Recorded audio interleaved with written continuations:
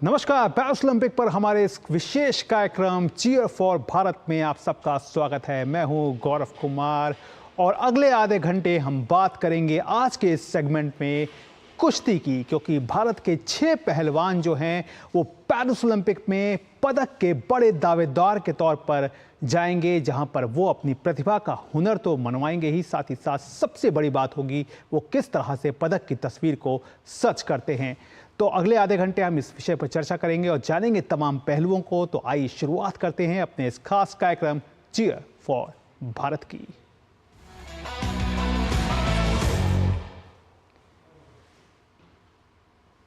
Paris Olympic के लिए भारतीय कुश्ती दल तैयार है एक बार फिर देश को पदक दिलाने के लिए।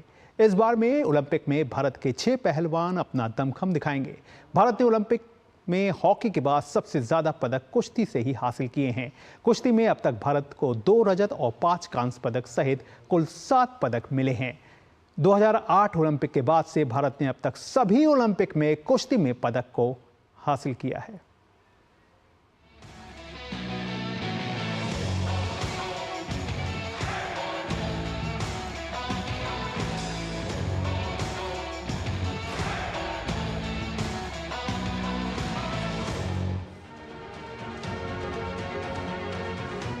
ये है खेलों का महासमर।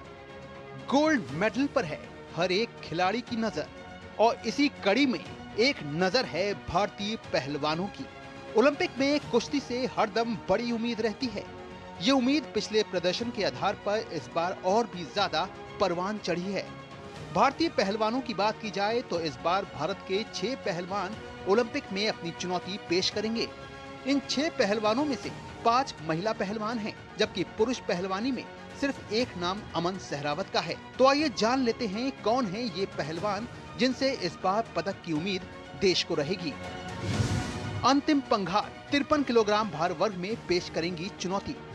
विनेश फोगाट 50 किलोग्राम भार वर्ग में, अंशु मलिक 57 किलोग्राम भार वर्ग में, रितिका हुड्डा 76 किलोग्राम भार वर्ग में, निशा दहिया 68 किलोग्राम भार वर्ग में और अमन सहरावत पुरुष फ्री स्टाइल 57 किलोग्राम भार वर्ग में अपनी चुनौती को ओलंपिक में सामने रखेंगे। अंतिम पंघाल हरियाणा के हिसार की रहने वाली हैं। अंतिम पंघाल 2 बार की under 20 world champion, Asian games, Asian championship और सीनियर विश्व कुश्ती चैंपियनशिप की पदक विजेता हैं। अंतिम अंडर 20 कुश्ती विश्व चैंपियनशिप में स्वर्ण पदक जीतने वाली पहली भारतीय महिला भी हैं। 2 बार की ओलंपियन विनेश फोगाट के नाम 3 कॉमनवेल्थ गेम्स गोल्ड मेडल हैं, जबकि 2 बार विश्व चैंपियनशिप में कांस्य पदक जीत चुकी हैं और एक एशियाई खेलों का स्वर्ण पदक है। विनेश दुनिया भर की दिग्गज पहलवान को हरा चुकी हैं। अंशु विश्व चैंपियनशिप की रजत पदक विजेता हैं, राष्ट्रमंडल खेलों की रजत पदक विजेता हैं और एशियन चैंपियन भी हैं। इस खिलाड़ी के करियर का ग्राफ लगातार बढ़ रहा है। रितिका हरियाणा के रोहतक से आती हैं। इस खिलाड़ी ने 76 किलोग्राम भार वर्ग से ओलंपिक के लिए क्वालिफाई किया है। इस पहलवान की सबसे बड़ी ताकत उनका हुनर और खुद पर भरोसा है, जिसके दम पर ये खिलाड़ी खुद को आगे बढ़ाते हुए देखना चाहती है। निशा दहिया ने विश्व ओलंपिक क्वालिफायर में अपनी लोहा का प्रतिभा मनवाकर पेरिस ओलंपिक का टिकट कटाया। निशा ने एशियाई चैंपियनशिप में रजत और विश्व अंडर 23 चैंपियनशिप में कांस्य पदक हासिल किया।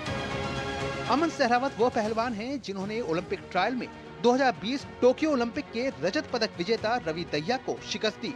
वैसे अमन ने साल 2022 के एशियाई खेलों में 57 किलोग्राम भार वर्ग में कांस्य पदक जीता था।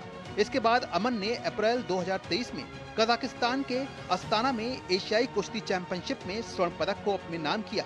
जनवरी 2024 में उन्होंने जाग्रेब ओपन कुश्ती टूर्नामेंट में पुरुषों की 57 किलोग्राम भार वर्ग स्पर्धा में गोल्ड मेडल हासिल किया। Sports desk, TD news. तो जाहिर तौर पर भारतीय पहलवानों का जो दमखम है वो देखने को मिल सकता है, क्योंकि जिस तरह की तैयारी है वो एक बड़े लेवल पे हुई है। वहीं भारतीय कुश्ती संघ के अध्यक्ष संजय सिंह ने ओलंपिक में पदक जीतने के सिलसिले को बरकरार रखने की उम्मीद जताई है। वाराणसी में हमारे संवाददाता हरिकेश बहादुर से खास बातचीत में संजय सिंह ने कहा कि इस बार कम से कम कुश्ती से 2 पदक जरूर आएंगे। मैं काशी में हूँ और काशी हिंदू विश्वविद्यालय के हमारे साथी रहे हैं, हमने साथ पढ़ाई की है। भारतीय राष्ट्रीय कुश्ती संघ के संजय सिंह जी, जो ओलंपिक में आपकी टीम जा रही है, आप लोगों ने किस तरह की तैयारी की है और कितने सदस्य इसमें होंगे? ओलंपिक में भारतीय कुश्ती संघ की तरफ से जो टीम जा रही कुश्ती की, उसमें 5 लड़कियां हैं और 1 पुरुष है। बाकी उनके लिए 6 कोच हैं, 4 उनके अलग से सपोर्टिंग स्टाफ हैं, उसमें फिजियो आते हैं, डॉक्टर आते हैं। जो आप बता रहे हैं बालिकाएं जो जा रही हैं, तो ये किस किस वर्ग में भाग ले रही हैं और कितनी तैयारी है? 5 बच्चियां हैं विशेष भार वर्ग में और 1 पुरुष वर्ग में अमन है। तो ये तैयारी तो इनकी बहुत अच्छी है। तैयारी जैसे इनको अभी जापान भी भेजा गया तैयारी के लिए। जो कोच ये लोग मांगे हैं वो कोच इनको दिया गया है। बच्चे इस समय तैयारी में बहुत अच्छे हैं और कुश्ती थोड़ा लक पे भी काम करती है। उनका क्या पूल पड़ता है, किसके साथ पड़ता है, इस पर भी थोड़ा बहुत कुश्ती भाग्य का भी है। क्योंकि पिछले ओलंपिक में आप लोगों ने देखा होगा कि दीपक पुनिया अंतिम 7 सेकंड में जीतता हुआ बाजी हार गया था। हम भारतीय कुश्ती संघ की जो ये कोशिश है, इस बार ओलंपिक में किस तरह से हम लोग उम्मीद कर सकते हैं? हम कुश्ती से 3 मेडल का उम्मीद कर रहे हैं, क्योंकि कुश्ती ही एक ऐसा गेम है जिससे पूरा भारत एक उम्मीद करता है कि मेडल कुश्ती ले आएगा। और पिछले 4 ओलंपिक से कुश्ती लगातार मेडल ला रहा है। प्रधानमंत्री लगातार खिलाड़ियों को प्रोत्साहित करते रहते हैं और ऐसा माहौल अब देश में बना है आप लोगों के सहयोग से, आप लोगों की कोशिशों से, कि हम मेडल लाने में सक्षम हो गए हैं। तो ये पूर्वांचल के लिए, काशी के लिए कितनी उम्मीद इस बार जो बच्चे जा रहे हैं, कितनी उम्मीद हम देख सकते हैं? देखिए, अगले ओलंपिक तक तो काशी से कोई ना कोई बच्चा आएगा, क्योंकि पूर्वांचल हमारी कुश्ती की खान रही है। जो जूनियर बच्चे हैं वो बेहतरीन अब करते जाएंगे भविष्य में। देखिए, खेल के लिए हमारे यशस्वी प्रधानमंत्री माननीय मोदी जी, सौभाग्य से हम भी उन्हीं के निर्वाचन क्षेत्र के रहने वाले हैं और खेल के लिए वो बहुत कुछ कर रहे हैं। लेकिन जितना वो कर रहे हैं, अधिकारी वर्ग उसको उतना इम्प्लीमेंट नहीं करा रहा। उसमें बहुत सी कमियां हैं जिसको उनको की सही कराना चाहिए। उम्मीद है जो बच्चे जा रहे हैं वो मेडल जरूर लाएंगे। और ख़ास तौर से चूंकि प्रधानमंत्री इतना प्रोत्साहित करते हैं, भारतीय कुश्ती संघ जो है वो इतना काम कर रहा है, सहयोग कर रहा है, जो सुविधा वो मांग रहे हैं उनको उपलब्ध करा रहा है। और उम्मीद है कि इस बार भारत का झंडा फहरेगा, पदक मिलेगा इस ओलंपिक में। Doctor Harkesh Bahadur Singh Gautam, DD news, Varanasi. तो जाहिर तौर पर एक उम्मीद जो है वो ज़रूर है, क्योंकि हर बार देखा जाए तो 2008 के बाद से कुश्ती में हर बार मेडल की आशा पर खरे उतरे हैं पहलवान ओलंपिक में।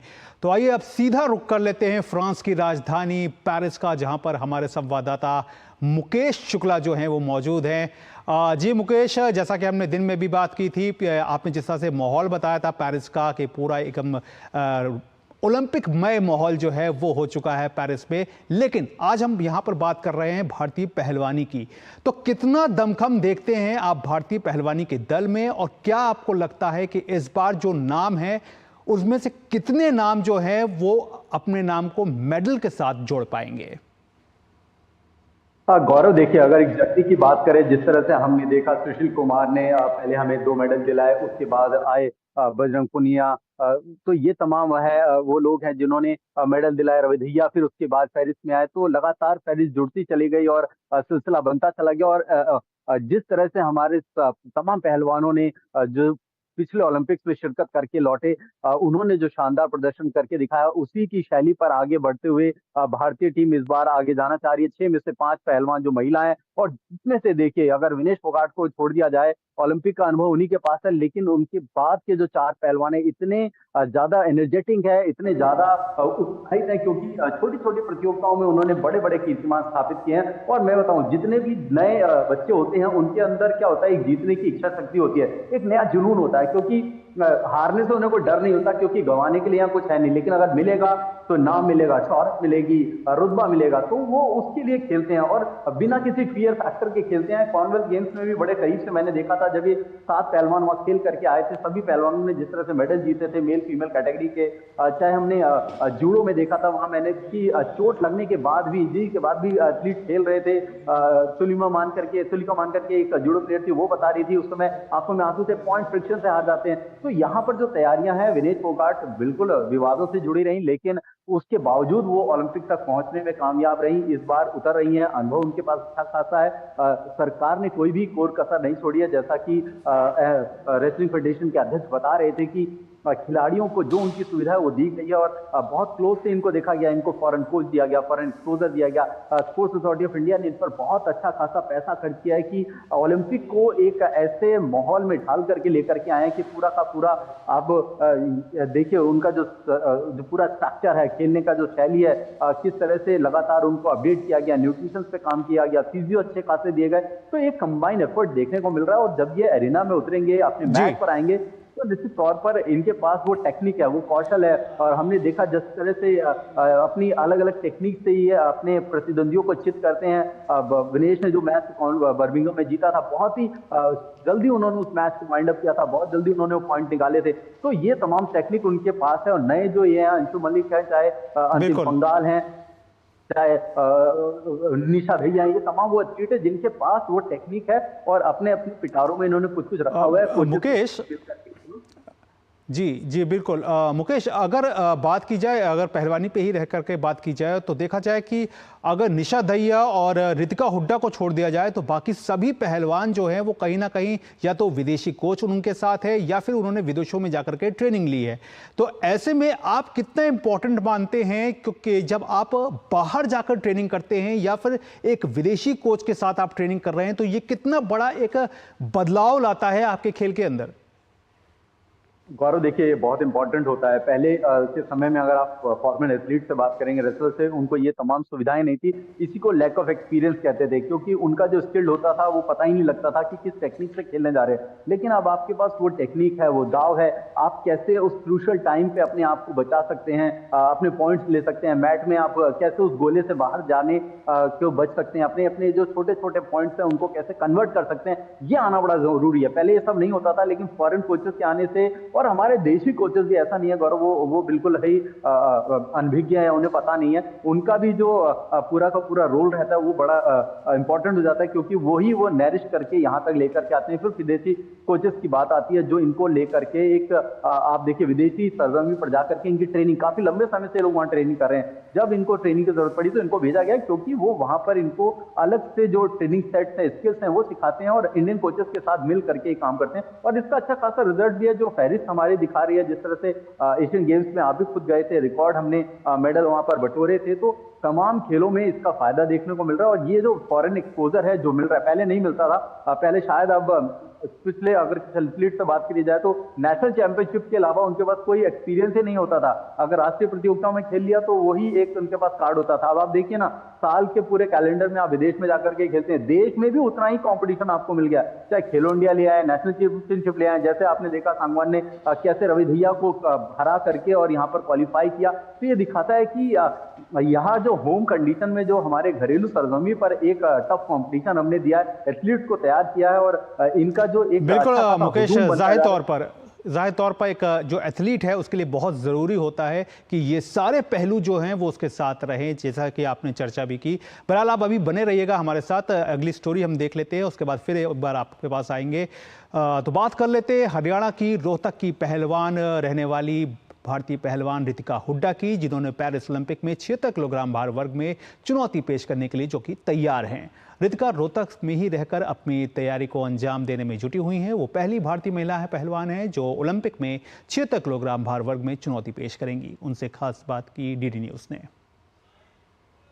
ओलंपिक में कुश्ती से पदक की उम्मीद हरदम रहती है और ऐसी ही एक उम्मीद, एक बड़ी उम्मीद जो है रितिका हुड्डा हैं, जो इस वक्त हमारे साथ हैं।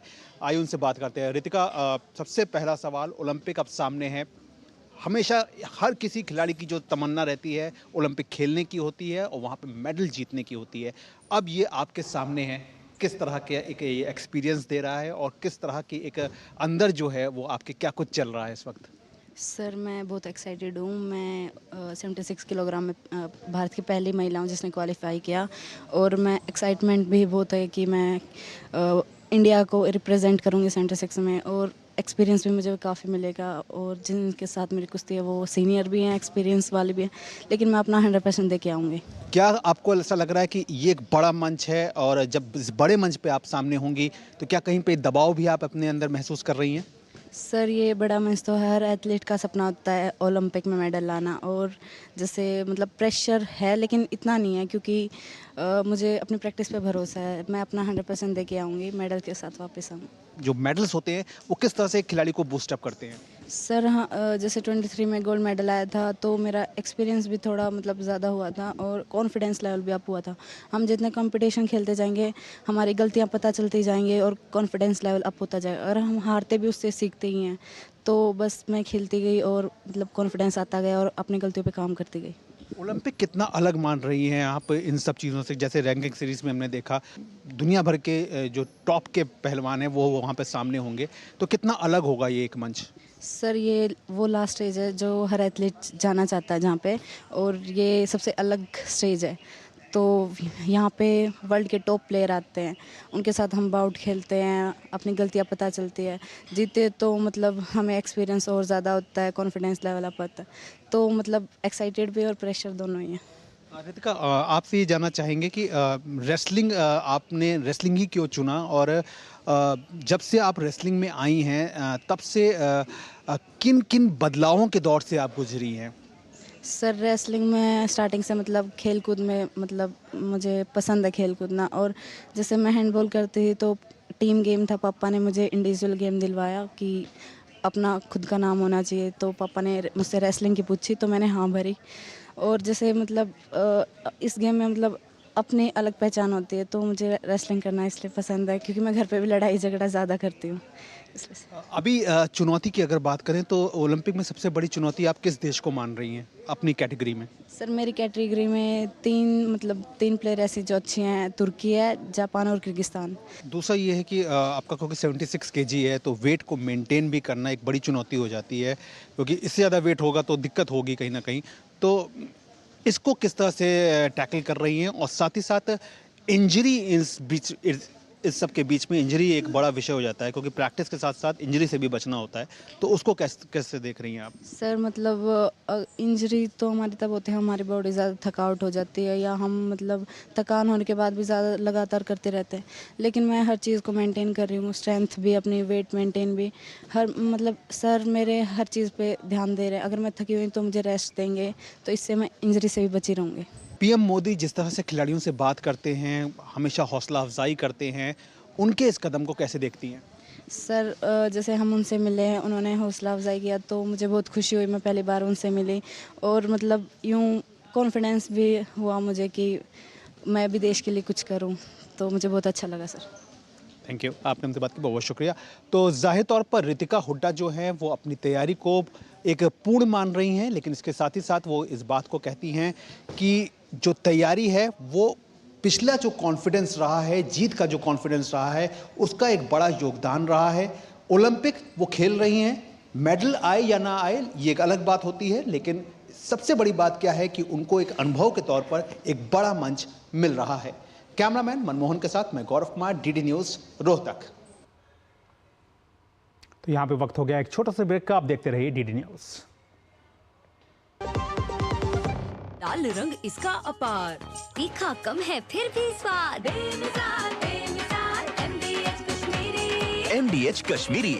MDH। बात जब पीढ़ियों के लिए बनने वाले घर की हो तो जिम्मेदारी बड़ी हो जाती है। गैलेंट समझता है ये जिम्मेदारी। अब डबल M रिब्स के साथ गैलेंट एडवांस TMT रीबार, निर्माण का रियल हीरो।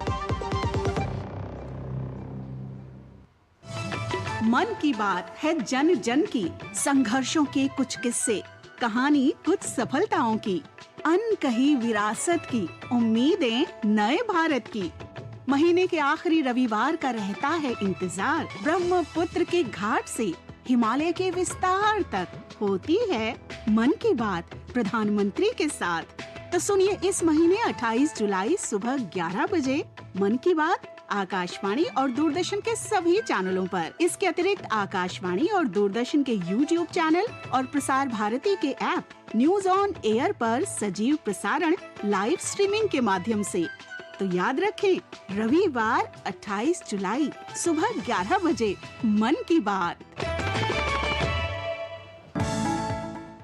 ब्रेक के बाद एक बार फिर से आप सबका स्वागत है और अब एक बार फिर से रुक कर लेते हैं फ्रांस की राजधानी पेरिस का, जहां पे हमारे संवाददाता मुकेश शुक्ला जो हैं वो बने हुए हैं हमारे साथ। मुकेश, बहुत जल्दी में, क्योंकि बहुत कम समय है, संक्षेप में आपसे जानना चाहेंगे, पिछली बार मेडल कुश्ती से 2 थे, इस बार क्या बदलती हुई तस्वीर नजर आ सकती है? बिल्कुल, महिलाओं में एक बड़ा नाम यहाँ पर जुड़ने को मिलेगा। और अब देखिए कि क्योंकि महिलाओं की फहरिस्त लंबी है, एक तरफ अनुभवी विनेश फोगाट हैं और नए जो 4 युवा पहलवान हैं वो भी ताल ठोकने को तैयार हैं, जैसा कि बताया हुड्डा ने कि किस तरह से वो तैयार हैं। और बड़ा मौका होता है गौरव, देखिए यहाँ तक पहुंचना अपने आप में बड़ी बात होती है। हर एक एथलीट का सपना होता है ओलंपिक में जाए, प्रदर्शन करे, मेडल जीते। तो मुझे निश्चित तौर पर यहाँ पर महिलाओं के जो 4 महिलाएं हैं, यहाँ पर 5 महिलाएं हैं, उनमें से विनेश पर दाव खेलूंगा और साथ ही साथ 2 महिलाएं जो नई हैं वो यहाँ से जरूर पदक लेकर के जाहिर तौर पर मुकेश यही चाहेंगे कि ये तस्वीर जो है वो जरूर बदले और इस बार 6 पहलवान गए हैं और सभी कहीं ना कहीं पदक जीत के लौटे। हम तो यही उम्मीद करेंगे। बहरहाल देखना होगा कि मैट पर कौन कैसा प्रदर्शन करता है। आपने बहरहाल तमाम जानकारी दी, इसके लिए आपका बहुत बहुत शुक्रिया। भारत का यूपीआई सिस्टम अब यूरोप में भी पहुंच चुका है। 2 फरवरी 2024 को यूपीआई ने फ्रांसीसी डिजिटल भुगतान प्लेटफॉर्म लायरा के साथ साझेदारी की, जिससे भारतीय पर्यटक एफिल टावर पर यूपीआई का उपयोग कर सकें। ये पहला पेरिस ओलंपिक खेलों के दौरान विशेष रूप से फायदेमंद है, जो भारतीय पर्यटकों को विदेश में एक परिचित और कुशल भुगतान विधि प्रदान करती है। पेरिस से हमारे संवाददाता मुकेश शुक्ला की ये खास रिपोर्ट। भारत के एकीकृत भुगतान इंटरफेस ने यूरोप में अपनी पहुंच बढ़ा दी है, जो प्रधानमंत्री नरेंद्र मोदी के यूपीआई को वैश्वीकरण करने की दृष्टिकोण की दिशा में एक महत्वपूर्ण कदम है। इस साल 2 फरवरी 2024 को यूपीआई ने यूरोप में भारतीय पर्यटकों के लिए सहज और सुविधाजनक भुगतान अनुभव सक्षम करने के लिए फ्रेंच डिजिटल भुगतान प्लेटफॉर्म लायरा के साथ साझेदारी की। इस यूपीआई पेमेंट को दुनिया के सबसे प्रतिष्ठित स्थलों में से एक एफिल टावर पर इस्तेमाल किया जा रहा है। पेरिस जाने वाले भारतीय पर्यटक पिछले 6 महीनों से यूपीआई का उपयोग करके एफिल टावर की अपनी यात्राओं की बुकिंग कर रहे हैं, जिससे उनकी भुगतान प्रक्रिया सरल हो गई है और उनकी यात्रा भी सरल हुई है। As we know, UPI payments are available in Europe or Paris especially, and now it is easier to get the tickets for Eiffel Tower and attractions using UPI, so it is really helpful for us Indians. And it will make much more easier for tourists when they come to Europe or Paris or anywhere in Europe. So this will be really helpful if we have it everywhere. France में UPI की उपस्थिति को और मजबूत करते हुए ये platform 3 जुलाई 2024 को पेरिस के हॉसमैन में प्रसिद्ध गैलरीज लाफायेट के फ्लैगशिप स्टोर पर इस्तेमाल किया जा रहा है। यूपीआई की प्रक्रिया भारतीय खरीदारों को एक सहज डिजिटल भुगतान विकल्प प्रदान करता है, जो वैश्विक बाजारों में यूपीआई की बढ़ती स्वीकार्यता को दर्शाता है। UPI is going really good, like it's an initiation, so at tourist sites it's working. Galeries Lafayette for some shopping purposes is working, at tourist sites for taking tickets at Eiffel Tower it's working, and I think it's a very good initiative. ये पहल Paris Olympic खेलों के दौरान विशेष रूप से फायदेमंद है, जो भारतीय पर्यटकों को विदेश में एक परिचित और कुशल भुगतान पद्धति प्रदान करती है। प्रधानमंत्री नरेंद्र मोदी का डिजिटल इंडिया का दृष्टिकोण न केवल घरेलू परिदृश्य को बदल रहा है, बल्कि अंतर्राष्ट्रीय स्तर पर भी महत्वपूर्ण प्रगति कर रहा है। डिजिटल इंडिया की धूम पूरे भारत में है और हर एक कोई इसको अपना रहा है, चाहे वो छोटा व्यापारी हो या बड़ा व्यापारी, और ये धीरे धीरे यूरोप की कंट्री में भी अपने पैर पसार रहा है। और इसका जीता जागता एग्जाम्पल हमने पेरिस के लफाते गैलरी में देखा, जहां पर लोग यूपीआई का इस्तेमाल करके खरीदारी कर रहे हैं। यानी यहाँ के लोग भी इस यूपीआई सिस्टम को अपनाना चाहते हैं और कैशलेस की मुहिम में जुड़ना चाहते हैं। मैं Mukesh Shukla, DD news, Paris.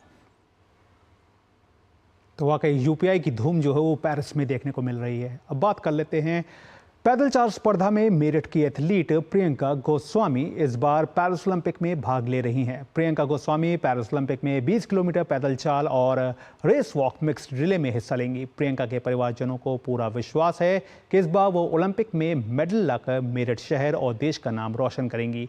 साथ ही प्रियंका गोस्वामी के पिता और भाई भाभी ने उनके साथ साथ पेरिस ओलंपिक में भाग लेने वाले सभी प्रतिभागियों को अपनी शुभकामनाएं दी हैं। मुझे पूरी उम्मीद है मेरी बेटी मेडल लाएगी और जितने भी बच्चे गए सब मैं चाहता हूँ, मेरी कामना है कि भाई सब बच्चे मेडल लेकर आए। मेहनत बहुत है जी, सभी बच्चे मेहनत कर रहे हैं। हमें उम्मीद है कि इस बार प्रियंका बहुत बेस्ट करेगी, अच्छा करेगी और देश के जितने भी खिलाड़ी गए हैं उनके लिए सबके लिए कांग्रेचुलेशन कि वो हमारे देश का नाम रोशन करे और अच्छे से अच्छा प्रदर्शन करे और हमारे देश के खिलाड़ी सभी हमारे देश का नाम रोशन करेंगे। मैं चाहती हूँ अच्छे से अच्छा उनका मेडल आए और अब की बार आए तो वो अच्छे से मेडल ही वैसे तो पूरी उम्मीद है उनकी, लेकिन अब की बार जब आए तो गोल्ड मेडल ही लेके आए हो। और जो मैं चाहती हूँ कि जो सभी लोग गए हुए हैं वो सभी अच्छे से प्रदर्शन करें और अच्छे से कामयाब होके आए सब। मेरी शुभकामना यही है सबसे। वहीं मेरठ के बहादुरपुर गांव की रहने वाली अनु रानी पैरिस ओलंपिक में भाला फेंक स्पर्धा में हिस्सा लेंगी। 2023 एशियाई खेलों में महिलाओं की भाला फेंक प्रतियोगिता में अनु रानी ने स्वर्ण पदक जीता था। अनु रानी का पैरिस ओलंपिक तक का सफर आसान नहीं था। अनु रानी ने ये सफर गांव के खेतों में गन्ने से बने भाले से शुरू किया था, जिसकी कहानी अनु ने अपने परिवार के सहयोग से लिखी। पैरिस ओलंपिक में जाने पर अनु रानी के माता पिता और भाभी ने उन्हें शुभकामनाएं दी हैं और उनके परिवार को पूरा विश्वास है कि वो गोल्ड मेडल जीतकर अपने गांव, शहर और देश का नाम रोशन करेंगी। बड़ी उम्मीद है मैं मेडल लेकर आओगे, जीत कर आओगी। शुभकामना तो ये खेत में कभी बांस का बनाया डंडा सा, कभी गंडे का डंडा सा बनाया, यहाँ फेंक के यहाँ खेल लग रहे थे किस तस्वीर, कभी गोला कभी भल्ला सा यहीं से। अब उम्मीद है पूरी लेकर आओगे मेडल, जीत कर आओगे। हमारी लड़की अनु रानी है, ओलंपिक खेलने जा रही हो और के तो मेडल की उम्मीद है और परमात्मा के अधीन बात है। ये कुछ है तो मेहनत तो बच्चे सब कर ही रहे हैं, जो जितने बच्चे दे सबको हम तो शुभकामनाएं, जितने बच्चे जब मेडल लेकर आए सभी। हमें पूरी उम्मीद है जैसे कि वो पेरिस ओलंपिक के लिए खेलने गई हैं तो वे मेडल लेके आएंगी, तो हमें उनके लिए काफ़ी प्रार्थना करते हैं कि भाई गोल्ड मेडल ही लाए और देश का भी नाम रोशन करे, अपने आस पड़ोस का, अपने गांव का भी। तो यकीनी तौर पर पूरा देश जो है वो पैरिस ओलंपिक के उत्साह में जो है वो कहीं ना कहीं है और साथ ही साथ अपनी शुभकामनाएं जो हैं वो खिलाड़ियों को दे रहा है। चीयर फॉर भारत के आज के इस अंक में फिलहाल इतना ही। हमारी पूरी स्पोर्ट्स टीम को दीजिए इजाज़त। नमस्कार।